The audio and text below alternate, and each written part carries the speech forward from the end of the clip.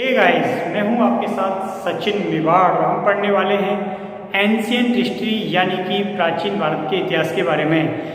इससे पहले के जो वीडियो थे उनमें हमने समझा था कि किस प्रकार जो सैंधव सभ्यता है उसके बाद वैदिक सभ्यता को हमने पढ़ा, और उसमें वैदिक सभ्यता में हमने प्रमुख जो वेद थे उनके बारे में चर्चा की थी, और उनमें से भी हमने ऋग्वेद और सामवेद के बारे में अध्ययन किया था और दोनों को अच्छी तरह जाना था कि किस प्रकार इनका विवरण दिया हुआ है और किन किन चीज़ों का उल्लेख है। उसके पश्चात दो वेदों को हमने पिछली वीडियो में कंप्लीट कर लिया। अब जो दो वेद हैं उनको हम इस वीडियो के माध्यम से पूरा समझेंगे और जानेंगे कि ऋग्वेद और सामवेद के पश्चात यजुर्वेद किस चीज़ के बारे में उल्लेख करता है, किस चीज़ के बारे में कहता है और इसमें किन किन चीज़ों का उल्लेख किया गया है। तो चलिए स्टार्ट करते हैं। देखिए यजुर्वेद। अब यजुर्वेद में सबसे पहले क्या माना जाए कि इसका जो उद्गम माना गया है वो किससे माना गया है? वायु से माना गया है। ठीक है, इसका उद्गम किससे माना गया है? वायु से माना गया है। और इसका पाठ करने वाला, और इसका जो पाठ करने वाला है वो क्या कहलाता है? अदर्व्यु कहलाता है। क्या कहलाता है? जो पाठ करने वाला होता है वो क्या कहलाता है? अदर्व्यु कहलाता है। ठीक है, ये काफी महत्वपूर्ण है। कई बार पूछ लिया जाता है कि ऋग्वेद का पाठ करने वाला या फिर सामवेद का पाठ करने वाला, यजुर्वेद का पाठ करने वाला, तो ये तुमको याद रखने हैं क्या कहलाता है। अब अगर इसमें बात करें तो इसमें कितने मंडल हैं? इसमें कितने मंडल हैं? तो इसमें जो मंडल हैं उनकी संख्या है 40। और मंत्रों की अगर हम बात करें तो इसके अंदर मंत्र हैं 2000। कितने मंत्र हैं इसके अंदर? इसके अंदर मंत्र हैं 2000। ठीक है, अब देखिए आगे, इसमें यज्ञ एवं यज्ञ बलियों का, यज्ञ एवं यज्ञ विधियों की जो विधियां दी हुई है, यज्ञ कैसे करते हैं, किस देवता का मंत्रोच्चार करना है, किस कौन सी प्रक्रिया के द्वारा कौन सा यज्ञ करना है, इन सब का इसमें क्या दिया हुआ है? उल्लेख दिया हुआ है। ठीक है, तो इसमें यज्ञ एवं यज्ञ बलि की जो विधियां हैं उनका उल्लेख दिया हुआ है, उनका विवरण दिया हुआ है। अब देखिए इसमें महत्वपूर्ण चीज क्या आती है? वो ये आती है कि यजुर्वेद में हाथियों को पालने का क्या है? उल्लेख मिलता है। क्या मिलता है? यजुर्वेद में हाथियों को पालने का उल्लेख मिलता है। क्वेश्चन पूछा जा सकता है कि हाथियों को पालने का उल्लेख किस वेद में उल्लेखित है? तो आपको याद रखना है यजुर्वेद में। ठीक है, आगे देखिए, यजुर्वेद में सर्वप्रथम रायसुय एवं वाजपेय यज्ञों का क्या है? उल्लेख है। कौन से यज्ञों का उल्लेख है? राजसूय एवं वाजपेय यज्ञों का उल्लेख मिलता है। कहां पे मिलता है? तो यजुर्वेद में मिलता है। ठीक है, अब आगे देखिए, यजुर्वेद के कितने भाग हैं? तो यजुर्वेद के 2 भाग हैं। कौन कौन से? शुक्ल यजुर्वेद और कृष्ण यजुर्वेद। कितने भाग हैं? 2 भाग हैं। कौन कौन से हैं?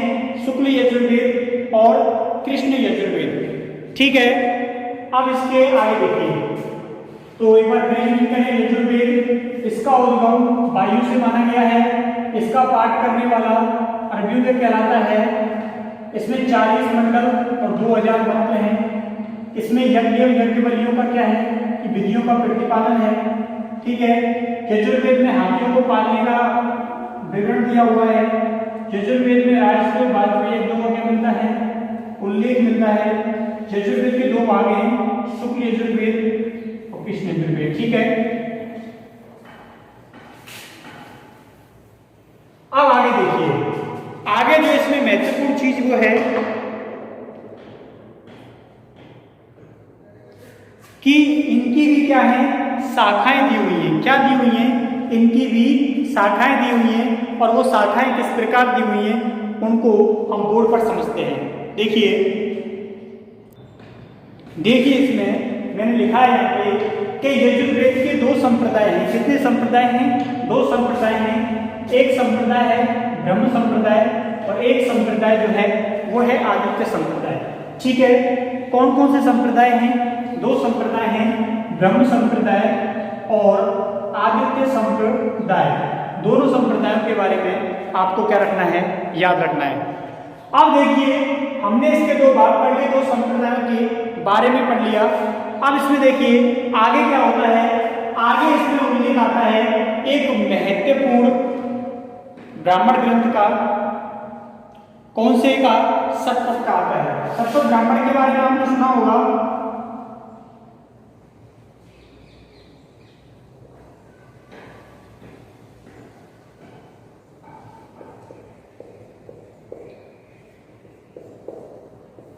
शतपथ ब्राह्मण के बारे में आपने जरूर सुना होगा। और शतपथ ब्राह्मण को शतपथ ब्राह्मण क्यों कहा जाता है, इसके पीछे क्या कारण है? तो इसके पीछे जो सबसे महत्वपूर्ण वजह है कि इसके अंदर कितने अध्याय हैं, तो इसके अंदर कुल 100 अध्याय हैं। इस कारण से क्या कहा जाता है? शतपथ ब्राह्मण कहा जाता है। ठीक है, तो इसमें लिखना है, इसमें 100 अध्याय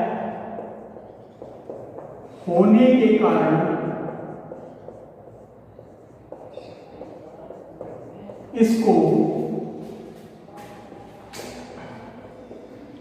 शतपथ ब्राह्मण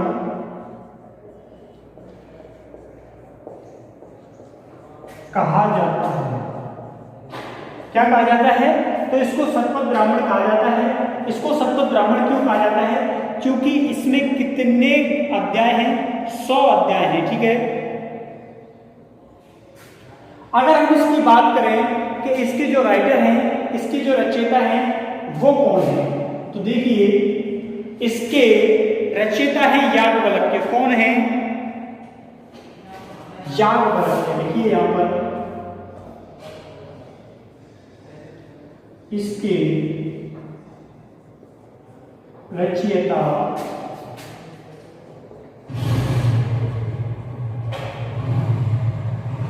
याज्ञवल्क्य हैं। ठीक है, इसकी जो रचयिता हैं वो कौन है? तो इसके रचयिता हैं याज्ञवल्क्य। ये बात आपको महत्वपूर्ण याद रखनी है, क्योंकि कई बार रचयिता के बारे में जरूर पूछ लिया जाता है। ठीक है, अब आगे देखिए, जो महत्वपूर्ण बात है, इसमें एक बात कही गई है। और वो कौन सी महत्वपूर्ण बात की गई है? इसमें बताया गया है शतपथ ब्राह्मण में, शतपथ ब्राह्मण में यज्ञ को प्रजापति, क्या? यज्ञ को प्रजापति, इसको शतपथ ब्राह्मण में यज्ञ को प्रजापति एवं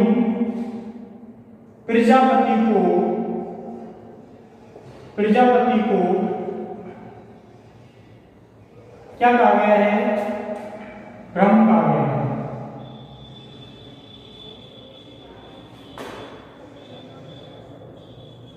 ठीक है, ये लाइन बहुत महत्वपूर्ण है कि शतपथ ब्राह्मण में यज्ञ को प्रजापति कहा गया है और प्रजापति को ब्रह्म कहा गया है, जो कि काफी महत्वपूर्ण और इंपॉर्टेंट है। ठीक है, ये तुमको याद रखना है। शतपथ ब्राह्मण कितने अध्याय हैं? 100 अध्याय हैं। शतपथ ब्राह्मण इसीलिए इसको कहा जाता है 100 अध्याय होने के कारण। इसके जो रचयिता हैं वो कौन है? याज्ञवल्क्य हैं। और शतपथ ब्राह्मण में यज्ञ को प्रजापति और प्रजापति को क्या कहा गया है? ब्रह्म कहा गया है। ये सारी चीजें आप नोट डाउन कर लीजिए। ठीक है, अब देखिए,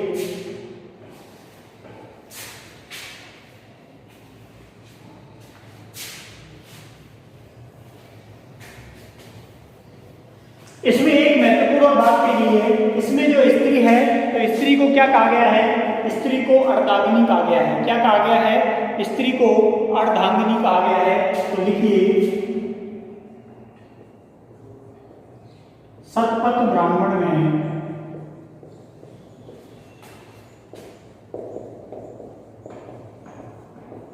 स्त्री को अर्धांगिनी कहा गया है। क्या कहा गया है? अर्धांगिनी कहा गया है। पूछा जा सकता है कि किस ग्रंथ में स्त्री को अर्धांगिनी कहा गया है, तो आपको जवाब देना है कि शतपथ ब्राह्मण में जो महिला है उसको क्या कहा गया है? अर्धांगिनी कहा गया है। ठीक है, तो ये काफी महत्वपूर्ण था। ये शतपथ ब्राह्मण से संबंधित पॉइंट थे जो मैंने आपको बताए हैं। तो अब हम अगले पर चलते हैं, आगे बात करते हैं। तो ये काफी महत्वपूर्ण चीज है। इसके अलावा इसमें एक चीज का उल्लेख और मिलता है। एक चीज आपने सुनी होगी,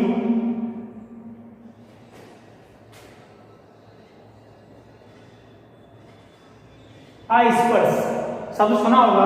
तो अस्पर्श शब्द का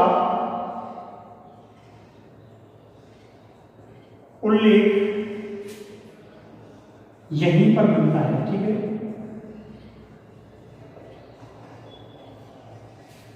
तो अस्पर्श शब्द का उल्लेख जो है वो यहीं पर मिलता है। इसी में क्या है?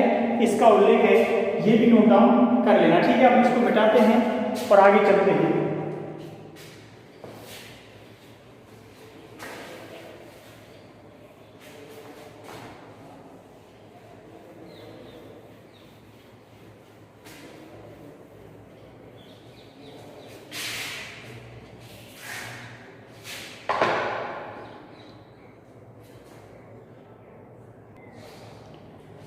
अब इससे आगे हम चर्चा करने वाले हैं नेक्स्ट की, और वो है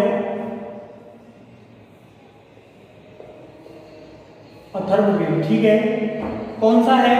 तो अगला है अथर्ववेद। इसको जानेंगे कि आखिर ये है क्या। देखिए, चौथा और अंतिम वेद जो है वो क्या है? अथर्ववेद है, और अथर्ववेद को जनता का वेद कहा जाता है। इसके साथ ही इसको आर्य और अनार्यों का भी वेद कहा जाता है। ठीक है, इसलिए आपको इसके बारे में याद रखना है। अंतिम वेद और आर्य और अनार्यों का वेद, जनता का वेद भी इसको कहा जाता है। तो क्या कहा जाता है? आर्य एवं अनार्यों की संयुक्त रचना। ठीक है, आर्य एवं अनार्यों की क्या है? संयुक्त रचना है। इसके अलावा इसको जनता का वेद कहा जाता है। क्या कहा जाता है? इसको जनता का वेद कहा जाता है। ठीक है, इसके अलावा अथर्ववेद से किसकी? सैंधव सभ्यता की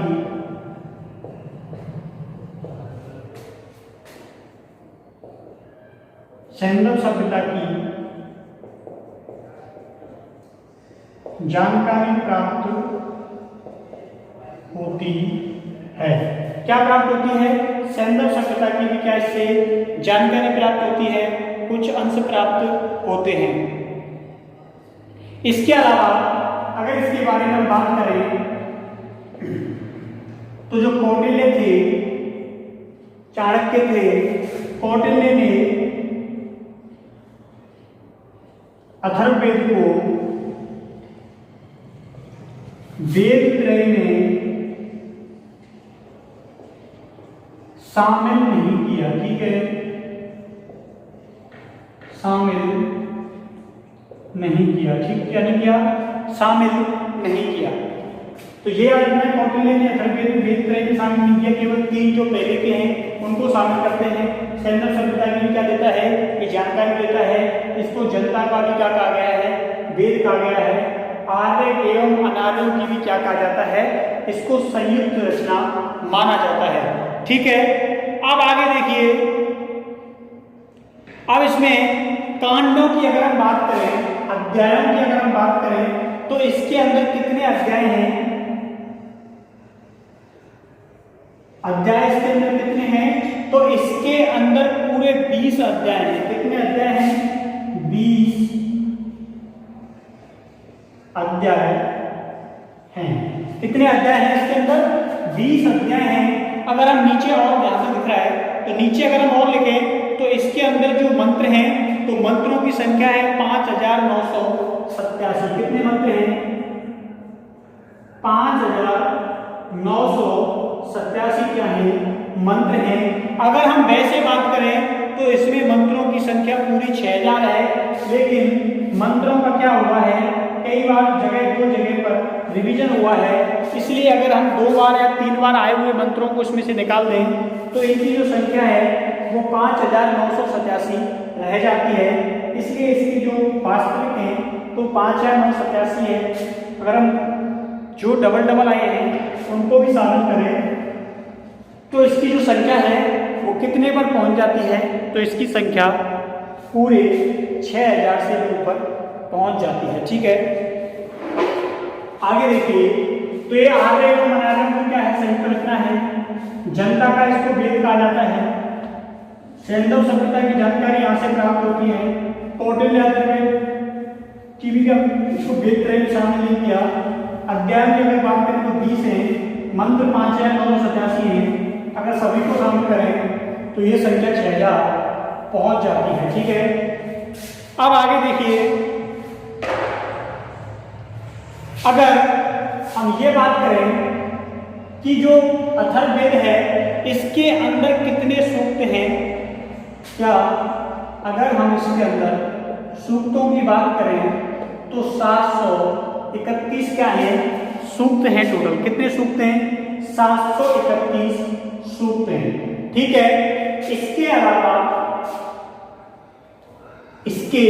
अलावा अगर हम बात करें कि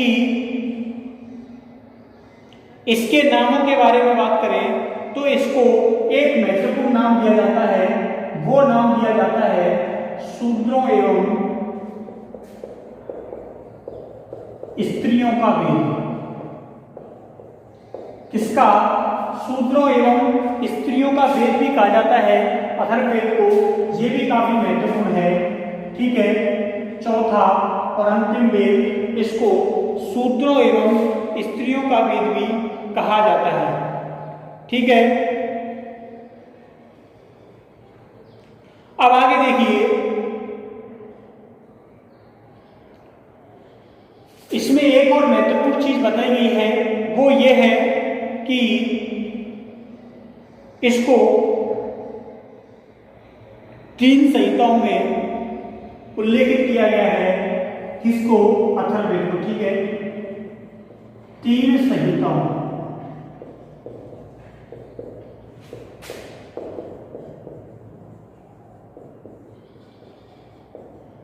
में उल्लेखित किया गया है। कितनी संहिताओं में उल्लेखित किया गया है? तो इसको कुल 3 संहिताओं में उल्लेखित किया गया है।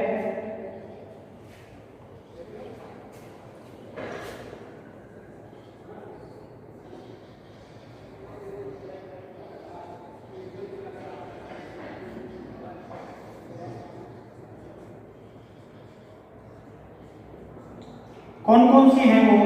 आरसी संहिता है, दूसरा आचार्य संहिता है और तीसरा विधि प्रयोग संहिता है। ठीक है, 3 संहिता है, आरसी संहिता, आचार्य संहिता और विधि प्रयोग संहिता। कितनी संहिता है? 3 संहिता है, आरसी संहिता, आचार्य संहिता और विधि प्रयोग संहिता। इन तीनों संहिताओं के बारे में आपको ध्यान रखना है और इनकी जानकारी होनी चाहिए। तो ये था आपका चौथा वेद, अथर्ववेद।